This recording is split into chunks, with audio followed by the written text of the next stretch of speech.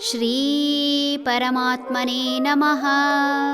ಶ್ರೀಮದ್ಭಗವದ್ಗೀತಾ ಅಥ ದಶಮೋऽಧ್ಯಾಯಃ.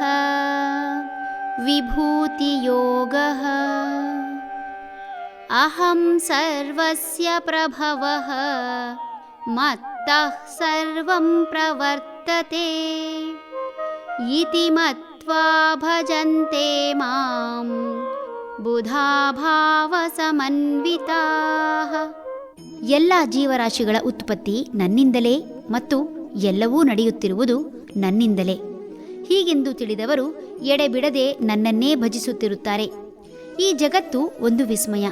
ಇಲ್ಲಿ ಪ್ರಾಣಿ, ಪಕ್ಷಿ, ಗಿಡ, ಮರ, ನದಿ, ಜೀವ ಜಂತುಗಳು ಬೇರೆ ಬೇರೆ ಆಕಾರ ಹಾಗೂ ಬೇರೆ ಬಗೆಯ ಕಾರ್ಯ, ಆಹಾರ, ವಿಹಾರ, ವ್ಯವಹಾರ, ಬಣ್ಣ ಎಲ್ಲವೂ ವೈವಿಧ್ಯಮಯ.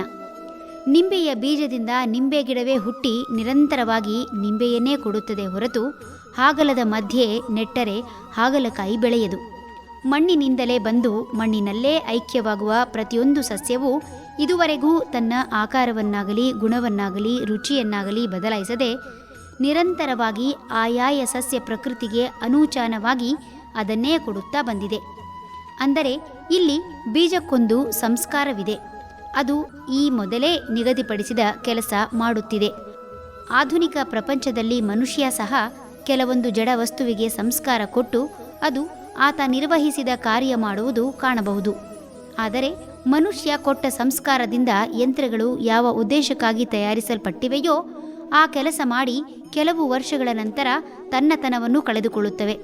ಇದು ತನ್ನ ವಂಶವನ್ನು ಬೆಳೆಸುವುದಕ್ಕಾಗಲಿ ಬೀಜ ಅಥವಾ ಮೊಟ್ಟೆಗಳನ್ನು ಉತ್ಪಾದನೆ ಮಾಡಿ ಇನ್ನೊಂದು ತದ್ರೂಪಿ ಯಂತ್ರಗಳ ಸೃಷ್ಟಿ ಮಾಡುವುದಕ್ಕಾಗಲಿ ಸಾಧ್ಯವಿಲ್ಲ ಎಂದಾಗ ಸೃಷ್ಟಿಕರ್ತನಿರದೆ ಜಗತ್ತು ನಡೆಯಲು ಸಾಧ್ಯವಿಲ್ಲ.